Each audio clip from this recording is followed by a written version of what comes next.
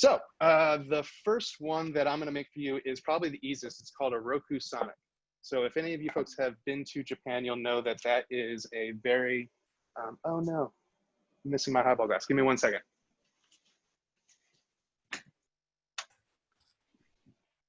There we go.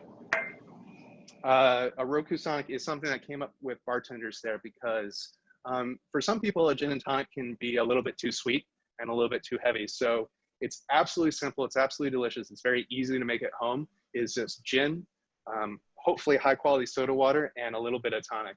And what's great about this drink is that even though it's so simple and easy to make, it's a little bit drier, and it's a really great showcase for Roku Gin. So to do that, you're gonna wanna take some ice.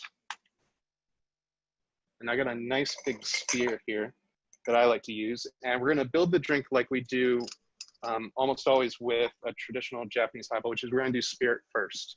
And the reason why we do that, in the measurement for this one is gonna be about 1.5 parts of Roku Gin. And we're gonna add that spirit first, as I was saying, because we wanna kind of chill down the spirit. A great tip for if you are just kind of enjoying this at home and you kind of plan ahead is to put the bottle in the freezer. But I did not do that.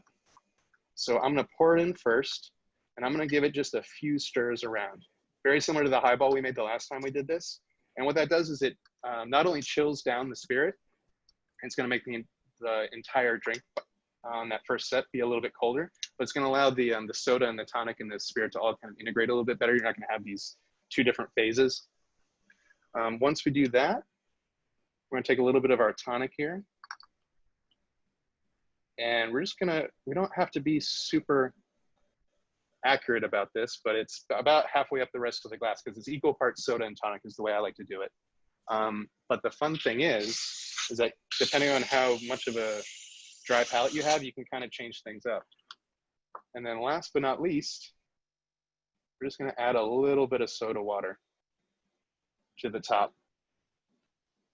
And that's a lot, it's not the last part. We're gonna take our spoon one more time and we're gonna give it a few more stirs just so we're gonna integrate that soda, the tonic, and the Roku Gin.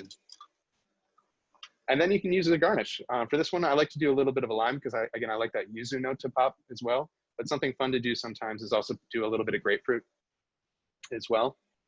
And that is your Roku Sonic.